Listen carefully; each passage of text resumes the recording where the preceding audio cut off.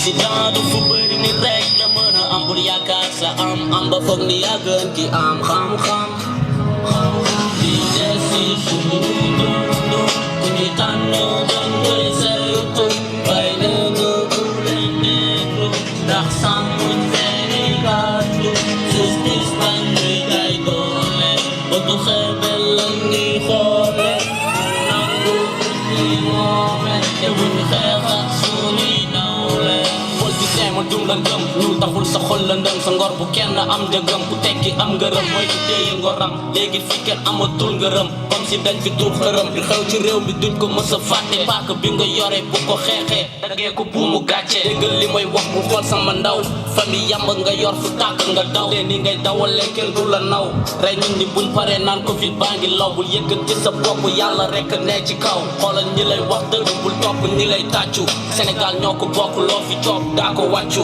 lu tax ñi maas dañoo bëgg coow li jeex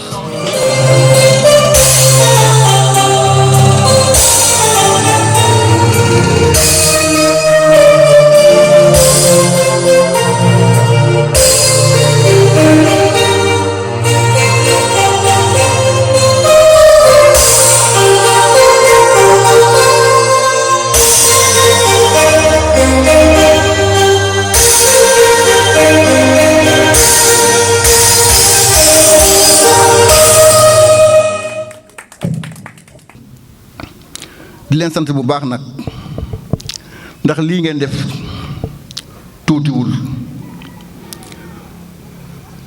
ay xale yu bokk ci dëkk kenn ku nekk am sa association ku nekk mën na nga doxal sa association ci sa côté walla ci sa boor mais ci seen xalaat yu rafet ak seen bëgg seen dëkk ak nekk benn ngeen boole association yëpp def ko tudd ko ADM EEDN kon yaa ma gën jàng français noonu loolu dafa wane ni yéen ñëpp tey jii dëkk bi moo leen soxal dëkk bi ngeen bëgg développement dëkk bi ngeen bëgg kon ñaan yàlla objectif bi ngeen am ci dëkk bi ak mébét bi ngeen am ci dëkk bi yal na ko yàlla mottali. donc parce que comme ni ñu ko waxee xëy na EDN am na 1 an donc yàlla def ñu nekkoon le coordinateur sortant.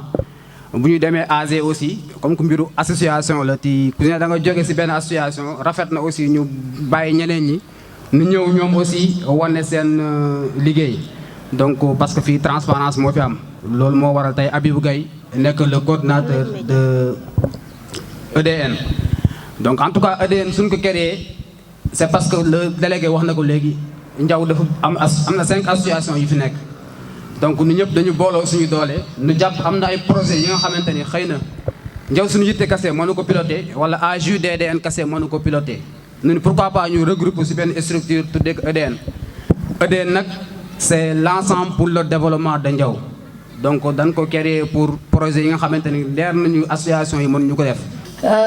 damay insister ci juste woo jeunes yëpp yi nga xamante ne mos ñoo ngi ñu ñëw adhéré wu képp ki nga xamante ne Ndiaw soxal na la nga ñëw bokk ci groupe bii nii parce que donte ay association ñoo ko seex am na jàmm am na salaam man moom si loolu laay gën a kontaan jàmm bi salaam bi parce que mënoon na demee neneen ñun ñëpp ay xale lañ te xam ngeen ne jotaayu xale moom lu nekk mën na ci am mais loolu ñun ñëpp amu ci buñ toogee doo xàmmee kii fii la bokk wala kee fee la bokk kii koñ bii la bokk wala koñ bee la bokk mënoo koo xam dañuy kaf comme mag ak rak comme rakk ak mag comme lépp yéen ñëpp daal maa ngi leen di ñaan rek jeunes yëpp ñu ñëw adhéré wu ci association bii nii parce que yaakaar naa ne mos lu dul dimbale sa gox rek dimbale sa gox moo ko gën.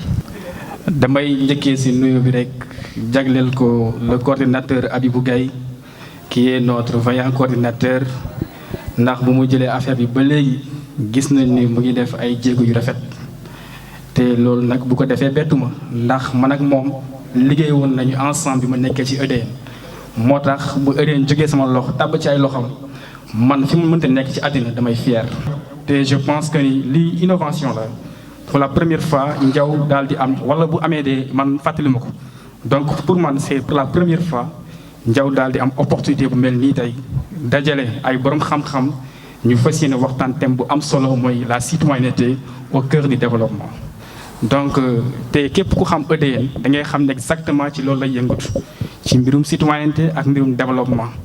donc tey bu ñu amee borom xam-xam yu sell yu mel nii à travers seen expérience ak seen expertise fas yéene leen jébbal seen xam-xam lu ñu war a def ñun waa Ndiaw ak fépp fu ñu mënta nekk muy ndaw muy mag muy góor muy jigéen dañu waroon feesal fii tey fas yéene déglu ñu xam bu ñu xamee aussi ñu fas yéene jëriñoo ndax loolu moo am solo. suñu quartier bi nag yaakaar naa ne sama pap bi xam na li may wax ndax tey jii mën nañu wax ni Ndiaw il y a de cela 20 ans en arrière am na loo xamante ne amu fi woon instant muy fi am.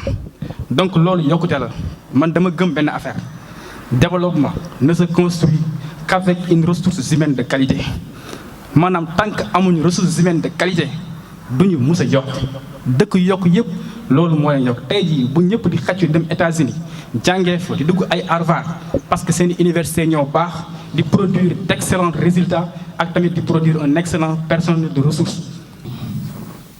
Habib ñoo lay félicité bu baax a baax vraiment fierté nga ñun ñëpp allo ñun ñëpp suñu fierté nga ndax barki démb da nga représenté département Dagana nga représenté kon ñoo ngi si am contentement bu rëy tey nag ma taxaw fii ñaari tànk benn tànk bi ma nekk conseil benn tànk bi ma taxaw fii monsieur Samba Fall. Samba Fall nag kenn du ko présenté fii si département bi ndax nekk na koo xam ni Richard Toll daf ko yitteel loolu particulièrement Ndiaw bi nga xam ni fi na dëkk te ma lay wax ni Samba Fall bëggoon na teew trop am empêchement moo tax teewul moo tax ma ànd ak vice président Fatou Diak ñu teewal ko fi te Samba Fall nee na mi ngi nekk disposition ADM lépp loo xam ni programme boo xam ne am ngeen ko incha allah lépp lu ngeen bëgg incha allah. Chers présidents d'association, chers panélistes, chers concitoyens, nous vous souhaitons la bienvenue dans cette auguste cérémonie qui constitue et marque symboliquement le rendez-vous de la jeunesse. Être homme, c'est précisément être responsable. C'est sentir en posant sa pierre que l'on contribue à bâtir le monde. Je cite Antoine de Saint-Exupéry. Les inégalités, la pauvreté, l'injustice sont autant de mots qui pèsent violemment sur notre société. Face à des situations qui nous interpellent, qui nous révoltent, que parfois nous ne comprenons pas, il est possible d'abandonner, de baisser les bras et de laisser faire. Pourtant, nous avons toutes et tous le pouvoir d'agir. Ensemble, nous pouvons choisir de donner de notre temps, donner de notre personne pour faire évoluer positivement la société. L'engagement ne se limite pas aux urnes. Chaque jour de l'année, nous pouvons user de notre pouvoir citoyen et peser dans les prises de décision pour faire changer les choses. Nous sommes citoyens de notre pays et de ce monde. Nous avons le droit de défendre nos idées et nos convictions haut et fort, afin d'exiger une société qui nous ressemble. Nous pouvons rêver, imaginer, construire ensemble notre avenir. En bref, être citoyen. Agir pour rendre ce monde meilleur, c'est agir pour soi, mais aussi pour les autres. Avec les autres, car l'engagement citoyen n'est pas individuel. Bien au contraire, il met en lumière l'importance de s'unir pour porter ensemble un même message. L'union fait bien la force lorsqu'il s'agit de donner vie à des idées et des convictions. S'engager dans une association à travers le bénévolat, du service civique ou bien même du don est un acte citoyen fort qui relève de l'engagement. C'est donner quelque chose du temps, des compétences, de l'argent avec la volonté de voir le monde évoluer. C'est dans le cadre de joindre nos forces dans une voie de développement, orienter nos pensées dans une politique de solidarité, exercer nos pensées, exercer dans un cadre dynamique pour une quête de culte et de vertu. C'est dans ces perspectives que nous avons uni nos puissances pour agir positivement afin de contribuer et d'être les acteurs du développement de notre quartier. Ensemble pour le développement de Ndiaw, est une plateforme qui unifie l'ensemble des associations qui sont au niveau du quartier de Ndiaw et des indépendants dans un cadre d'éthique et déontologie pour la réalisation des projets dont une seule association ne peut porter. De ce fait, nous avons jugé nécessaire de travailler ensemble pour planifier et exécuter des projets de haute envergure pour le compte et le profit de tous. Un travail inclusif qui fera appel à tous citoyens, un travail remarquable et jouissant dans tous les secteurs indispensables, primaires comme secondaires. Nous lançons un appel solennel à tous les habitants du quartier de Ndiaw à venir s'impliquer directement ou indirectement dans le travail que nous sommes en train d'effectuer, rien que pour se développer, car on ne développe pas. Chers frères et sœurs, chers parents, nous vous tendons la main dans la discipline et dans l'honnêteté pour un avenir radieux. Assalamu alaikum wa rahmatullah.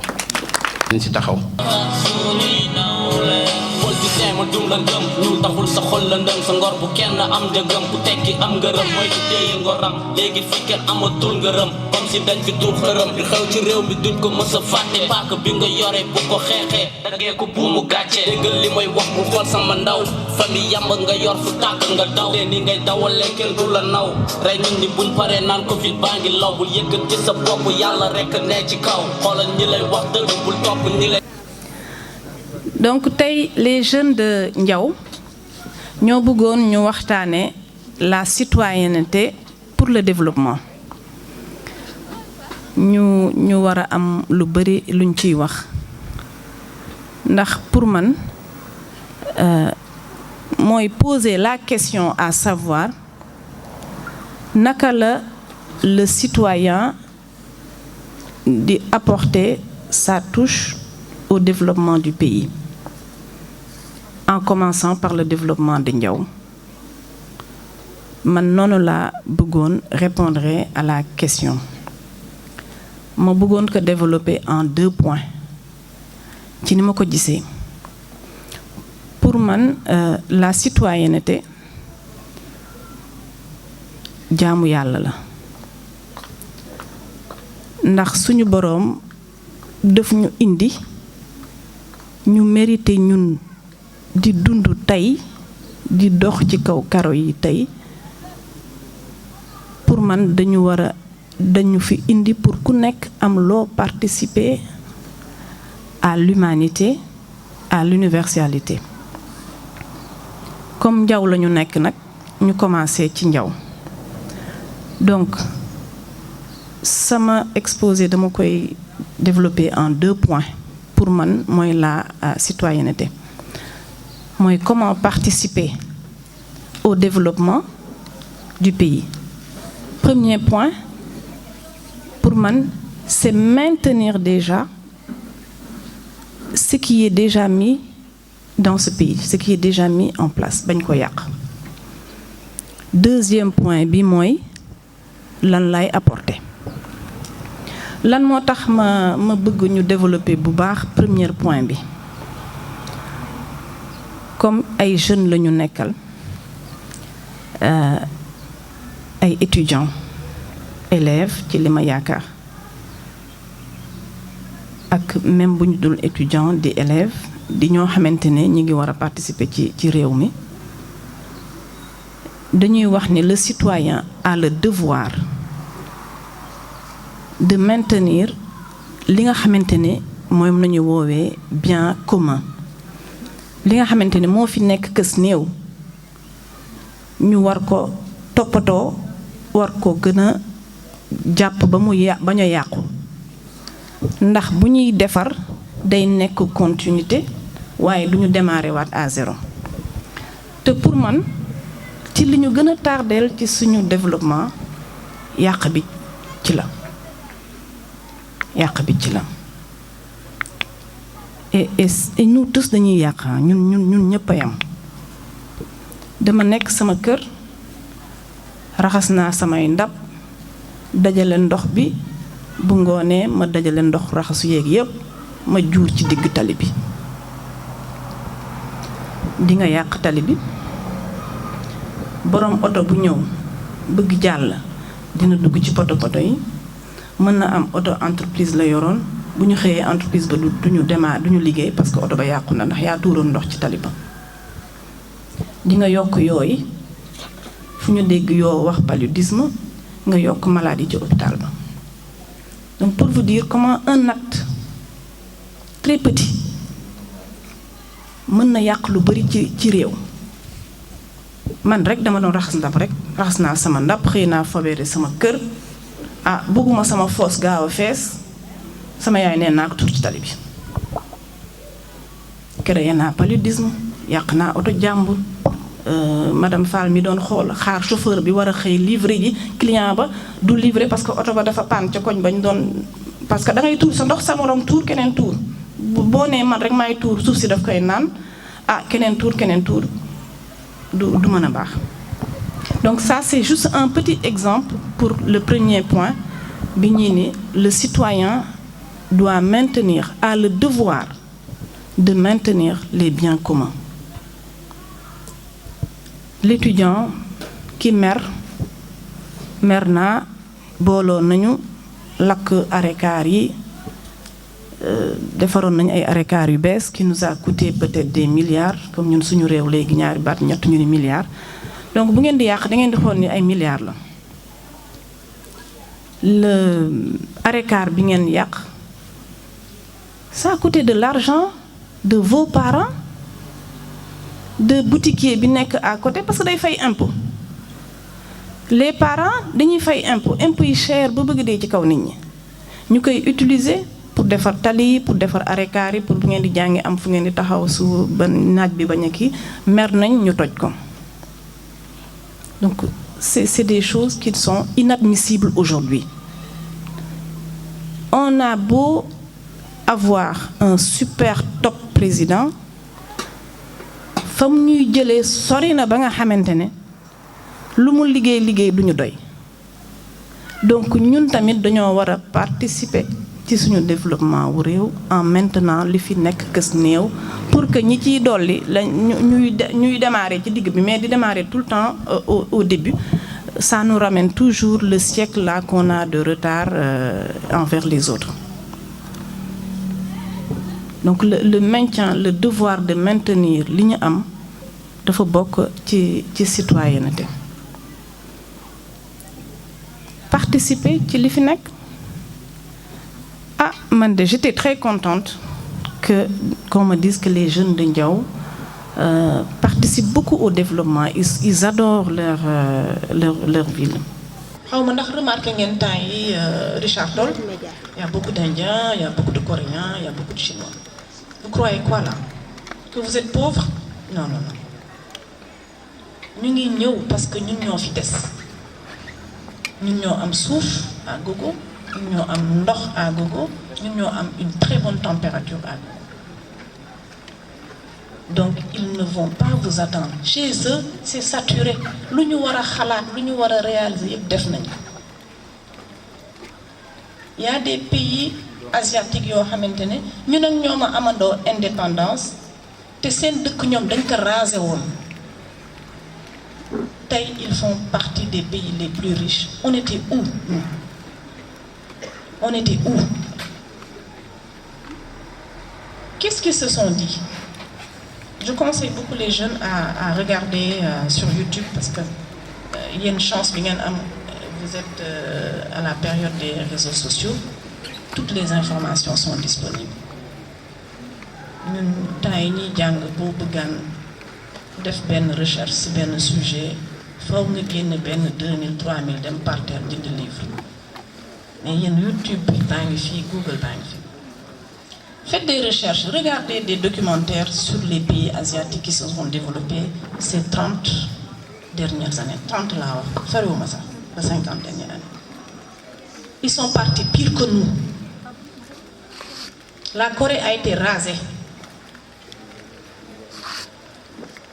C'est un documentaire yooyu. Qu'est-ce qu'ils se sont dit? La pauvreté n'existe pas. C'est le manque d'idées. C'est l'homme qui n'a pas d'idée. Et s'il a une idée, il n'y croit pas. Je le dis souvent à mes conférences. Idée beau départ, boo ko gëmee da ngay dem et tout est idée de création lépp luy difficulté ci suñu réew rek opportunité d'affaires la lépp luy difficulté opportunité d'affaires la ñun rek ñoo fi dese ay affaires ñun rek ñoo fi dese ay opportunité d'affaires et si vous ne vous levez pas les Coréens, les Chinois, les Indiens, ils vont venir le prendre, on va continuer à être leurs ouvriers. Je n'ai rien contre les ouvriers parce que àddina moo demee noonu ku nekk ak li ngay participer. Usine bi CSS bu amul ay ouvrier bu ouvrier yi xëyoon tey ni dañuy lem seen loxo dañuy tëj usine bi ingénieur yëpp dañuy dem toog ñibbi parce que mënuñu ci dara. C'est pas pour rabaisser l'ouvrier, c'est pour dire que on doit être là où on pense pour nous. buñ ko commencé wul ci biir quartier bi dañu koy réfléchir à Dakar ñëw imposer ñu ko. Comme je dis souvent aux gens de Dakar ne leen da ngeen foog ne Sénégal ak Diamniadio la yem ñun Waalo ñun Ndiaw Richard Toll ñoo gën a riche foofu. Dakar y a plus d'opportunités d'affaires. Pour ceux qui sont à Dakar, revenez. Pour moi, le citoyen doit arrêter de dire nous n'avons pas les moyens. Mon tax defuma. C'est-à-dire que bon, sama citoyenneté li tax mënuma ko exercer parce que awma moyen. Ne cherche plus les moyens, va chercher une idée. Ben rek. Sama morom dina def benen bi. Keneen dina def beneen bi keneen dina def beneen bi bu ñu boolee yépp rek mu nekk un développement mais man naa am benn idée rek pour sama kër sama quartier ak sama réew ñu développé wu. Donc que chacun ait une idée le développe il persévère bu ko defee rek keneen ak keneen bu ñu booyee maillon yépp rek après dañuy nekk une belle chaîne. En quoi faisant? Un des points, c'est la recherche du savoir. damay ñaan jeunes yi mag ñi ñëpp nit dafa war rechercher le savoir xam-xam suñu maam yëpp wax nañu ko maam borom Tuuba bind na ko nit dafa war a wut xam-xam ci lu muy def lu mu nekk mu ciy gëstu di gën a xam di gën a xamle ndax yow sa savoir loo xam-xam boo am mais ki la jege dina ci jàng keneen ak keneen jàng ci et c'est comme ça qu'on participe au développement de son pays en recherchant le savoir donc deneen jàng nag du juste dem école hein, du juste dem université du juste dem école de formation professionnelle.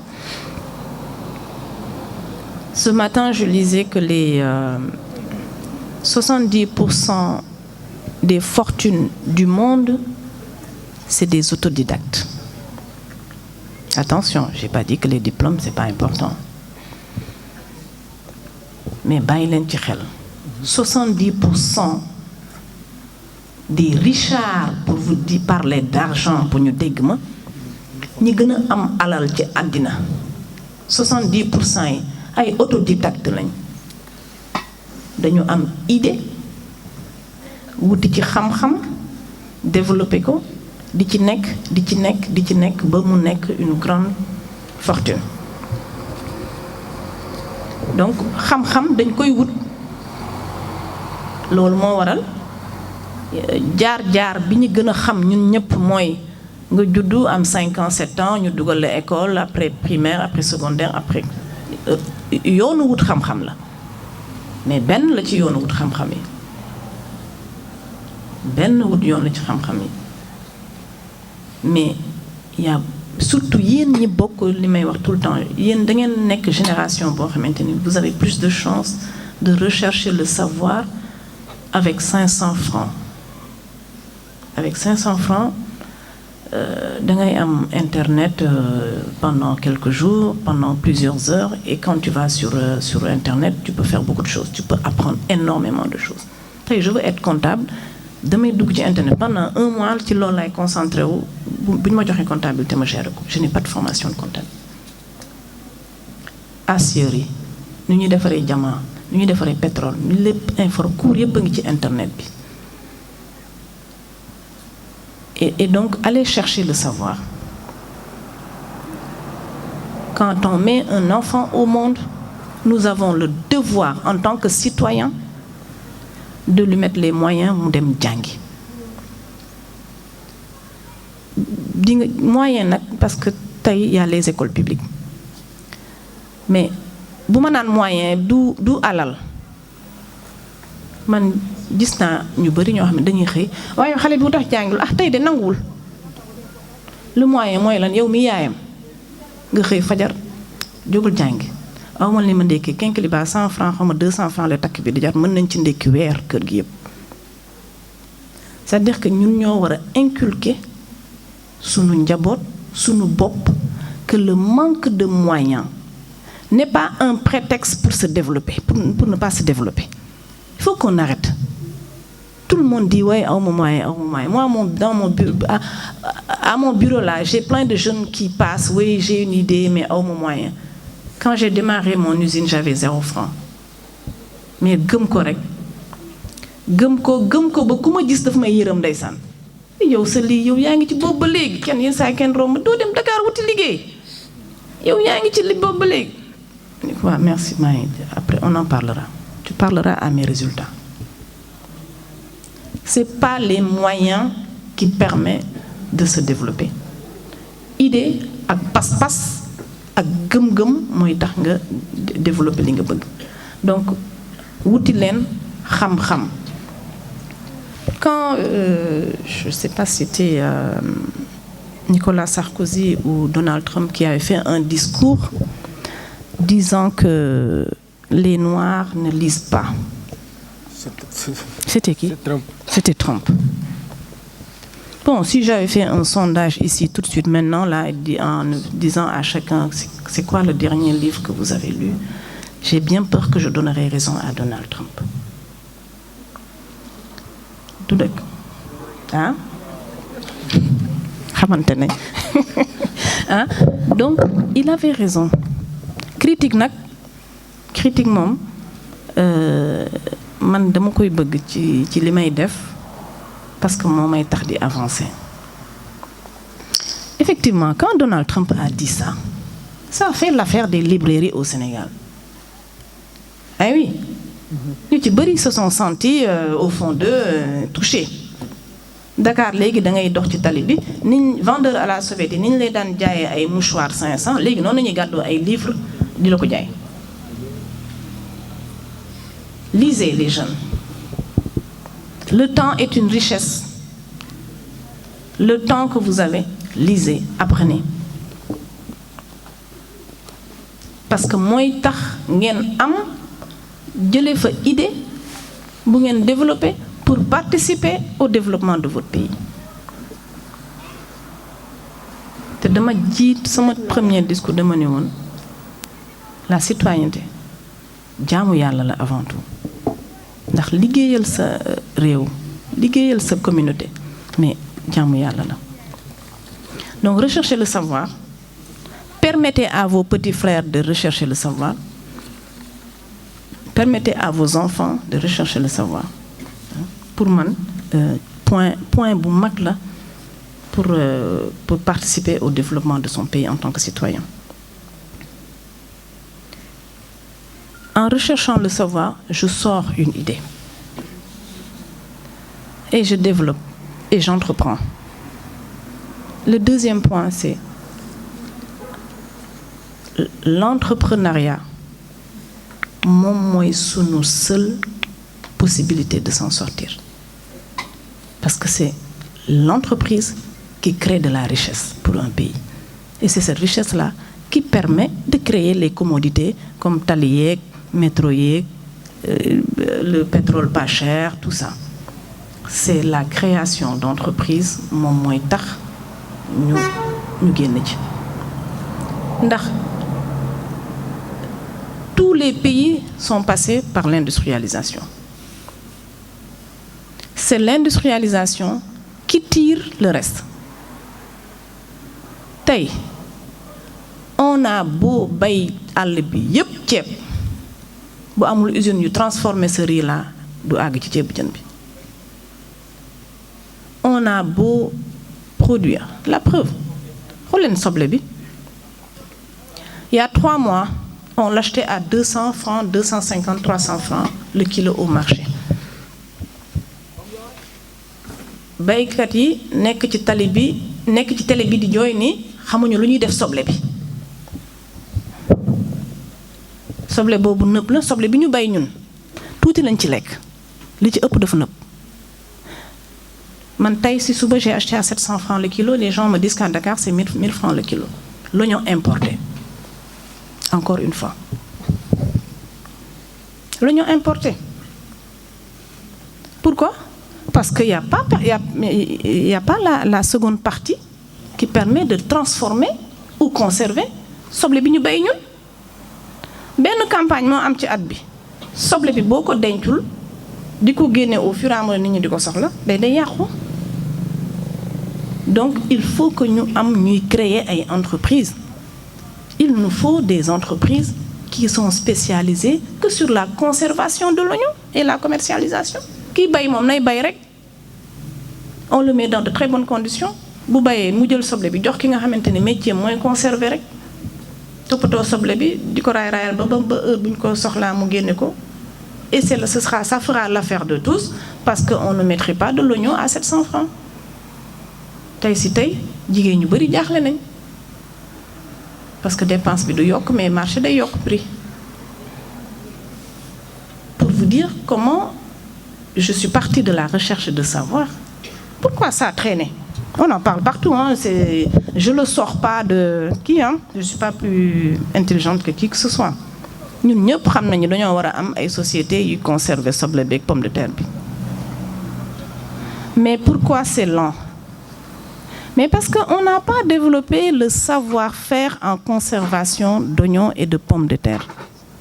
Ñun dañuy am très peu d'ingénieurs ñu ngi ci di centre de recherche et développement yi nekk ci seen piédestal bu ñu ñëwee ci séminaire yi nañuy nekk lañ leen di dégg lañ leen di gis mais il faut que mu am un entrepreneur un Sénégalais qui a gardé de l'argent qui va construire un hangar def ci ay chambres froides dem jëli des jeunes Sénégalais yoo xamante ne loolu la ñu jàng ñu ñëw def ko ça fera l'affaire et du paysan et de la ménagère. Donc l'entrepreneuriat, la création d'entreprises est une des grandes parts de citoyenneté pour moi. Parce que celui qui a son argent, bon, il peut aller construire un immeuble, louer quoi. C'est très bien. Je n'ai rien contre qui n'a jamais beau choix là. Mais je pense que celui qui prend son argent, qui crée une entreprise, qui paye des salaires, donc recruter ay borom kër yoo xamante ni bu weer bi dee ñu yóbbu seen kër dara bu année bi jeexee mu fay impôt boobu ñu jël ko tabax ci tali yeeg fayal ci étudiants yi professeurs yi leen di jàngale ak tabax ci école yi ah kooku tamit il est un très bon citoyen pour moi. ba pare créer une richesse qui permet de développer notre pays et pour man yéen seen génération bi ngeen toll nii yéen rek yéenay solution bi il faut que vous réfléchissiez beaucoup à créer parce que je fais toujours allusion aux Asiatiques parce que ñoom bi ma posé wu la question comme tout le monde hein mais pourquoi ñun on se développe pas au début dama ne est-ce que de lu ñu ñuul bon je me suis dit donc on est noir donc bon le noir je vois que dans tout le monde le noir est toujours le pauvre ba ma rechercher non c'est pas ça donc loolu moo tax ma dem defi ay recherches sur les pays asiatiques yi démarré ndoo ak ñun période années 60 ak yooyu mais ñoom ils se sont beaucoup accrochés à l'innovation et à la technologie. Ñu ñëwaat toujours sur la recherche de savoir et la persévérance. Et ça, on a les capacités. Vous avez les capacités. Man bërki démb ay soog a découvrir TikTok parce que mes jeunes Abou Nong sama équipe communication bi ont commencé à faire des publications sur les produits de DBF et il fallait que j'aille voir où c'était. Donc ñu yónnee ma lien bi ma def lien bi bon il m'a demandé d'installer TikTok. J'ai regardé. Bon, je me suis dit bon je regarde parce que j'ai actuellement 8 vacanciers chez moi. damay tëdd ba 2 heures dégg bu ñoom ñëpp ñu ngi ci TikTok bi nekk di ma ni bon ñi xaaral ma xool li ñuy def. Mais ce qui m'a le plus choqué mais vraiment positivement c'est créativité yi nekk ci jeunes yi. Tous les outils. Mais vous avez peur de quoi? Ni ngeen di exprimer woo ci TikTok bi. Facebook bi WhatsApp bi damay di cette statut mais les jeunes là ils font de super belles créations mais faites-le pour développer le pays mais muru foyer bi mais peinture leen ko exprimez-vous sur le mur pourquoi c'est tout blanc là à moitié ciment moitié blanc moitié gris mais xëy leen benn jour ñaar mais au moins on vous offrira la peinture. Et regardez les jeunes qui adorent peindre dans votre quartier, qu'ils peignent ça, que ça soit plus gai.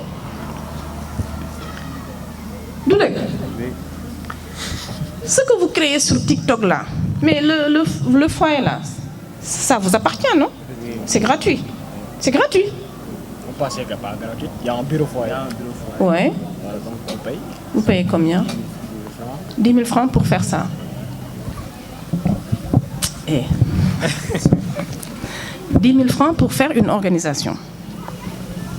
Mais donc, organiser des trucs, vous n'avez qu'une seule charge, c'est 10 000. Mais organiser tous les samedis des choses qui vous permettent de sortir de l'argent pour peindre le mur.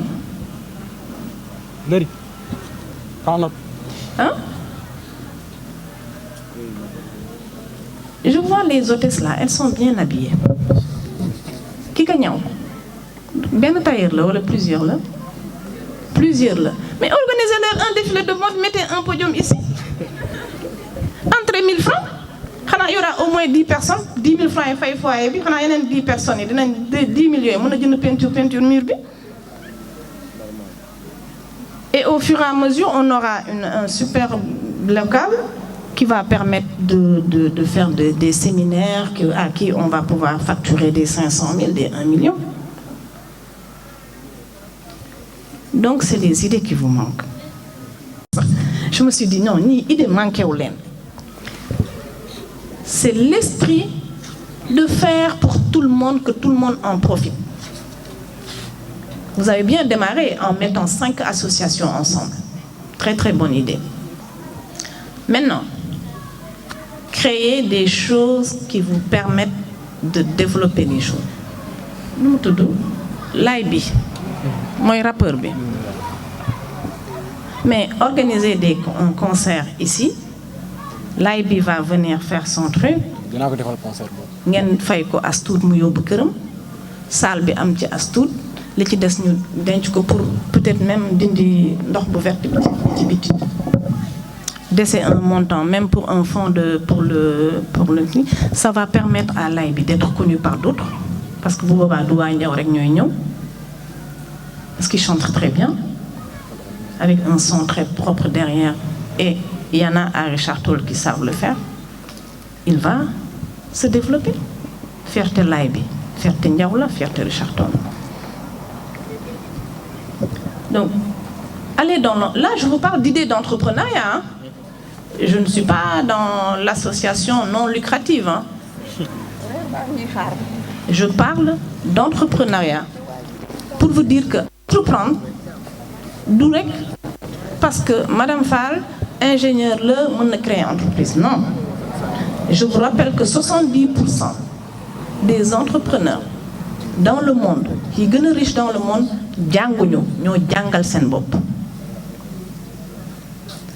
boo jàngee dolli ci nag day gën a graaw donc entrepreneuriat ci li vraiment ci citoyenneté la bokk parce que ki am benn montant am benn xaalisam temps wam jël yépp ni dama bëgg créer entreprise di ci nekk suba ngoon il faut vraiment que nga bëgg sa réew pour continuer ça je peux vous en dire quelque chose ça fait 5 ans que je suis là-dessus et j'ai pas encore perçu de salaire. mooy tey aujourd'hui le développement doit d'abord être mental madame Fall wax na léegi y a pas de pauvreté lu tax ma wax loolu parce que le développement doit d'abord être mental l'Afrique est le continent le plus riche et habité par les gens les plus pauvres loolu dafa laaj taxaw seetlu dafa laaj jàngat bu baax a baax aujourd'hui tant que àgguñu benn stade bi nga xamante ni man tey mbedd mi dafa may gënal sama kër tey télé bi dafa may gënal sama kër tey sama kër nu muy setee noonu laay bëggee mbedd mi di ko setee sama kër nu muy setee noonu laay bëggee télé bi di ko setee fii ak egguñu foofu duñu mës développer parce que ñun dañ yaakaar lépp suñu kër yi kese la war a am da ngay gis aujourd'hui ki nga xamante ni jàng na ba pare macha allah yàlla may ko ay diplôme mu xëy dem liggéeyi CSS nekk ci benn këram chaque jour ba joxe ko exemple mu gis kër gi yëpp nekk zinc mu jël benn néeg kese def ko terrasse jënd ufoor teg fa jënd télé teg fa takk jabar yaakaar ne àdduna foofu la yem alors que loolu du développement on ne développe pas on se développe loolu il faut que ñu def ko suñu bopp yi bu baax a baax a baax tey wax dëgg neex yàlla kontaan naa si waa Ndiaw mais am naa tuuti gàcc xaw naa rus tuuti parce que dañuy convoqué à 16h30 16h30 17h30 y avait personne à chaque fois dañuy mujj ñëw te loolu baaxul te seetlu naa benn affaire bi ñu ñëwee aussi si ginnaaw dañ dem toog loolu yaa ngi delloo sa bopp ginnaaw nit foog nga am fit foog nga gëm sa bopp nit foog nga gëm sa bopp foog nga am fit boo bëggee développer si àdduna boo bëggee réussir sa àdduna il faut que nga ñeme li ngay def ñëw nga gis nga fii si kanam kenn nekk ñëw nga toog ci kanam cérémonie bi nii la même chose def lañ ko au niveau de Xuma API avec SN Idealis wallahi 15h salle bi fees dell ba kenn mënatul dugg salle API Mamadou Diallo donc tey boo gisee ñu andi ko Ndiaw parce que bëgg nañu ya am yeneen quartier yi wala Sénégal aujourd'hui li fa am mu mën a am Ndiaw bëgg nañu aujourd'hui fu ñuy limee ñi nga xamante ni ñoo ëpp njëriñ si àdduna bi ñu boole fi doomu Ndiaw boole si doomu Richard Toll parce que aujourd'hui loolu mooy suñu tànk te loolu nag pour mu am il va falloir ñun ñu gëm ko bu baax a baax a baax a baax encore une fois on ne développe pas on se développe mënuñu concevoir aujourd'hui Afrique ñun tey macha allah richesse bi ñu am par rapport ak suuf si waxuma sax nga jël exemple fu sore génnal fii nii rek buntu foyer bi booy dugg noonu da ngay gis ay ñax sax fa te leer na ma dañ ko fa sànni rek amul engrais amul dara day sax xoolal richesse boobu macha allah te leer na ma am na dëkk yoo xam ne boo fa demee aujourd'hui boo sànnee dara foog nga def engrais def semence herbicide lu nekk di nga ko jënd te amaan na sax de développé wu mais aujourd'hui ñun yàlla may nañu lu bëri donc de grâce nañu xam bu baax a baax a baax ñun aujourd'hui la mooy suñu taxawaay te yooyu ñuy gis des fois ñuy def ay reboisement di def ay sasatal mais le développement ça passe par là parce que foofu lañ toll ay France feneen ak feneen defatuñu reboisement amoon na ay sasatal am dafa lu bëri ay randonnée na ñuy def pour nettoyer un peu pour sensibiliser mais ñun aujourd'hui foofu lañ toll développement escalier par escalier la te escalier boo bàyyi rek dans l'avenir da lay coûter cher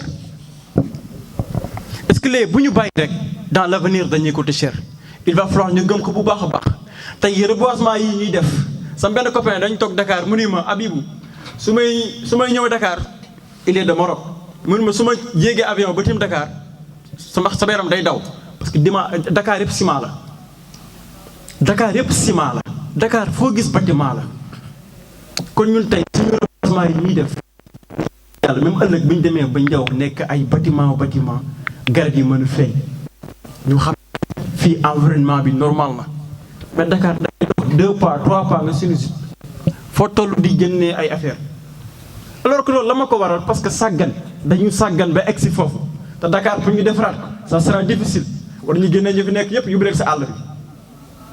donc loolu aussi foog ñu bàyyi si xel bu baax a baax a baax aujourd'hui madame Fall dafa wax lu am sens aussi muy la quête du savoir wut xam-xam est-ce que xam ngeen benn affaire l'économie de la connaissance est la seule économie où tout le monde est né avec des pouvoirs d'achat.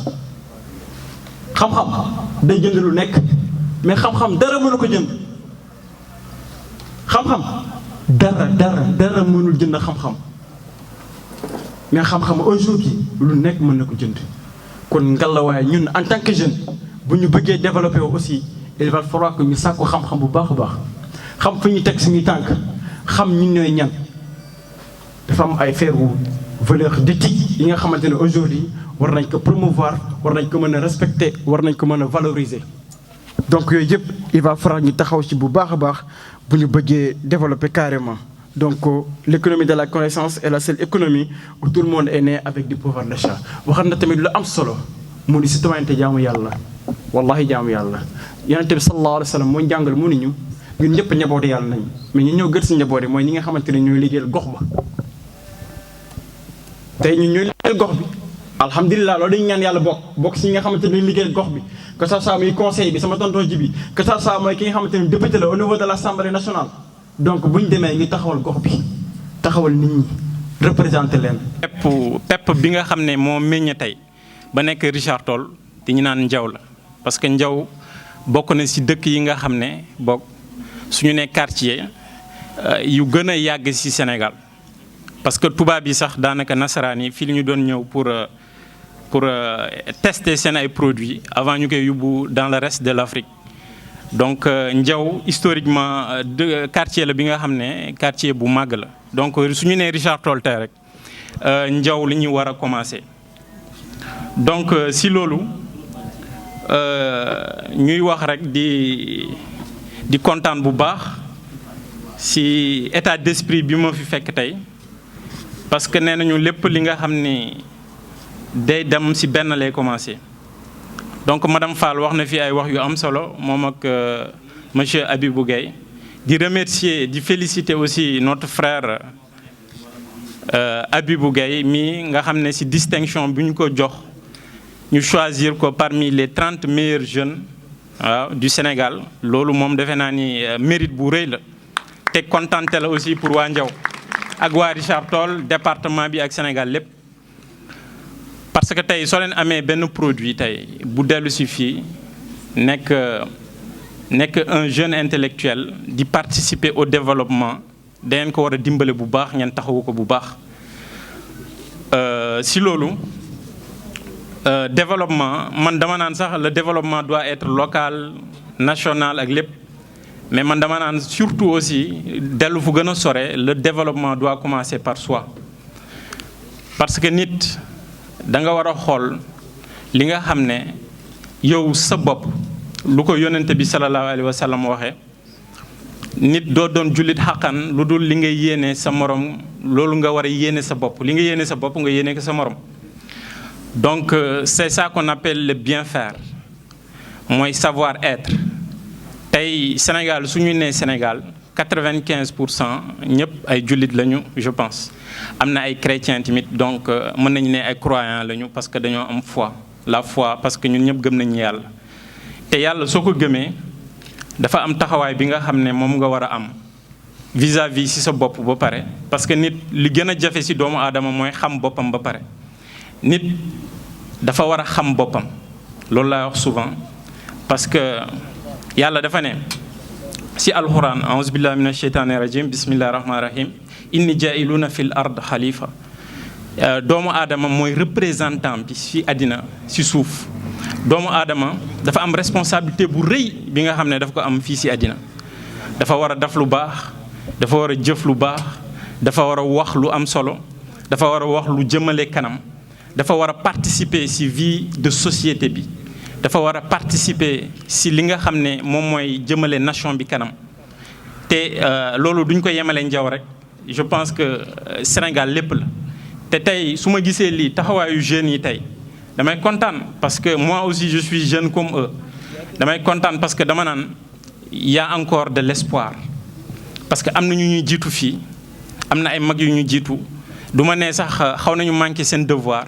mais Sénégal su tollee fii ci sous-développement ba tey dañoo war a xoolante ñun ñëpp ñu tirer ci ay leçons comme madame Fall nu mu ko waxee sànq madame Fall jigéen bu ma naw la xam lu tax ma ni jigéen bu ma naw la parce que su ko neexoon mu ne man damay des Europe comme sama yeneen morom yi ma wut liggéey foofu parce que am na compétence yi ma wut fa liggéey ma des fa du ma faale sax waa Sénégal mais le fait nga ñëw Sénégal plus précisément à Richard Toll nga investir fii ubbi fi sa entreprise embaucher fi ay nit ñu lay liggéeyal ba pare di encourager jeunes yi di leen jox ci sa xalaat di partager ak ñoom guddeeg bëccëg loolu rek kenn amul fayam donc genre nit yi nii dañ leen war a encourager dañ leen war a dimbale. C'est dommage su ma gisee ci émission Tunkara le plus souvent ma gis des jeunes entrepreneurs yuy ñëw amee ay idées yu yéeme mais du ñu am ndeysaan accompagnement ma ne nguur gi lan la ñuy xool tey ba du ñu mën a accompagner les jeunes intellectuels yi nga xam ne ñu ngi fi. man su ma nee intellectuel lu ma sama papa doon wax nee na ma intellectuel du am diplôme rek intellectuel mu ne ma c'est un état d'esprit positif rek.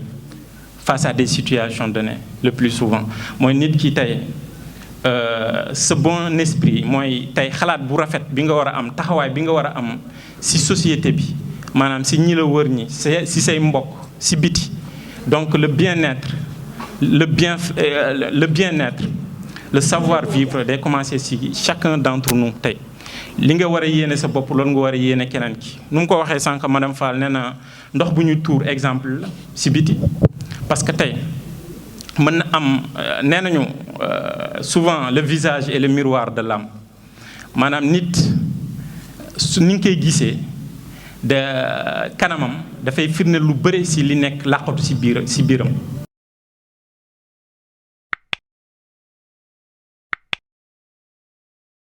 Audio Jungle.